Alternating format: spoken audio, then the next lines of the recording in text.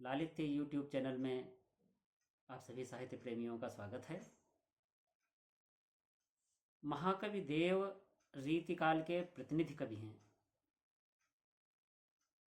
आज इस चर्चा में महाकवि देव और उनके काव्य विषय को लिया गया है। देव रीतिकाल के प्रतिनिधि कवि हैं। ये इटावा के रहने वाले सनाढ़ ब्राह्मण थे और इनका जन्म संवत 1730 यानी कि 1673 ईस्वी में हुआ था। इनका पूरा नाम देवदत्त था। सुखसागर तरंग जो इनकी कविताओं का संग्रह है, उसकी भूमिका में बालदत्त मिश्र ने मध्यकाल के 5 कवियों को प्रमुख बताया है। उन 5 प्रमुख कवियों का नाम उन्होंने लिया है सूरदास, तुलसीदास, केशवदास, बिहारी और देव। और देव के संबंध में उनकी प्रशस्ति में एक उदाहरण दिया गया है।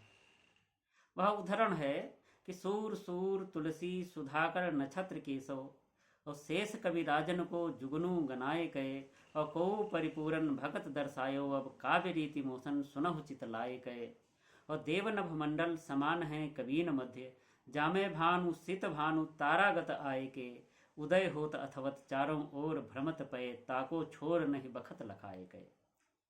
रीतकाल के प्रतिनिधि कवियों में शायद सबसे अधिक ग्रंथों की रचना देव ने ही की है।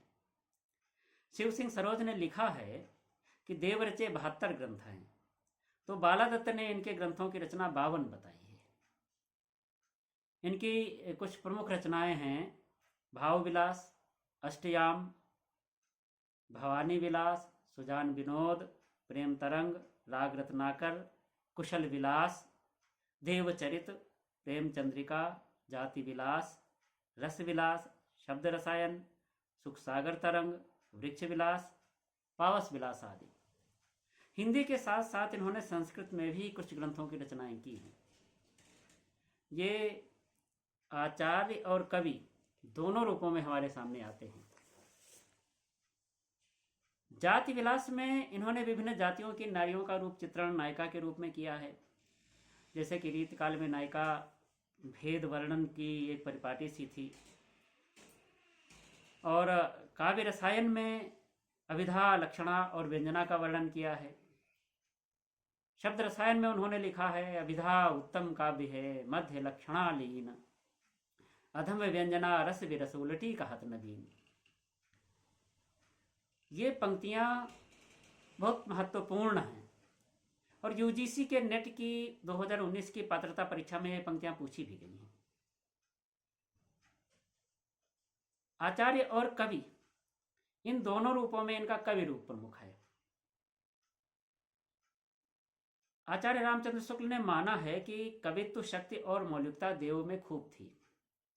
इनकी रचनाओं में प्रवाह है, सरसता है और सहजता भी है।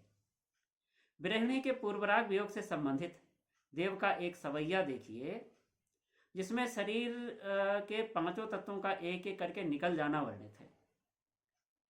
बहुत प्रसिद्ध सवैया है इनका। सांसन ही सो समीर गयो और आंसुन ही सब नीर गयो ढरी और तेज गयो गुनलय अपनो और भूमि गई तनुकी तनुता करी और जीव रहो मिलबेई की आसों पास आकाश रहो भरी और जा दिन ते मुख फेरी हरे हंसी हेर हियो जुलियो हरि जू हरि।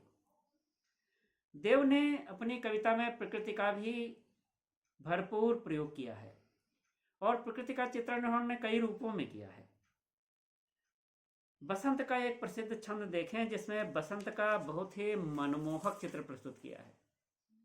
डार द्रुम पलना बिछवना नो पल्लव के सुमन झंगुला सुहे तन छवि भारी दे और पवन झुलावे के की कीर बहरावे देव कोकिल हलावे हुलसावे करतारी दे पूरित पराग सो उतारो करे राई लोन कंजकली नायिका लतान सिर सारी दे और मदन महीप जू को बालक बसंत ताही प्रातः जगावत गुलाब चटकारी दे। देव ने अपनी भाषा को अलंकारों से भी सजाया है और बिंबों से भी सजाया है। अनुप्रास का प्रयोग उन्होंने केवल ऊपरी सजावट के तौर पर नहीं किया है, बल्कि वह भाषिक विधान का अंग बन गया है। यह अनुप्रास विधान उनके कविता सवैया छंद की गति और लय के अनुकूल चलता है। वियोग श्रृंगार का यह छंद देखिए। झारे झारे झीनी बूंद है परति मानो, घारे घारे घटा घेरी है गगन में, आनी कहो श्याम मोसो चलो झूलिबे को आज, फूली न समानी भई ऐसी हो मगन में। और चाहत उठेई उठ गई सो निगोड़ी नींद, सोई गए भाग मेरे जानिवा जगन में, आंख खोले देखियो तो न घन है न घन श्याम, वही छाए बूंदे मेरे आंसू हुए गगन में। तो देव को इस तरह सामान्यतः रीतिकाल का श्रेष्ठतम रचनाकार माना गया है, और हिंदी आलोचना में देव और बिहारी का मूल्यांकन तुलनात्मक रूप में होता रहा है। किसी ने देव और बिहारी लिखा, किसी ने बिहारी और देव लिख करके बिहारी को बड़ा सिद्ध करने की कोशिश की। तो इसके औचित्य को समझा जा सकता है कि देव की महत्ता हिंदी साहित्य में क्या है। भाव और शिल्प दोनों दृष्टियों से देव का काव्य समृद्ध और प्रभावी है। अगली वीडियो में अगले विषय के साथ फिर मिलेंगे। धन्यवाद।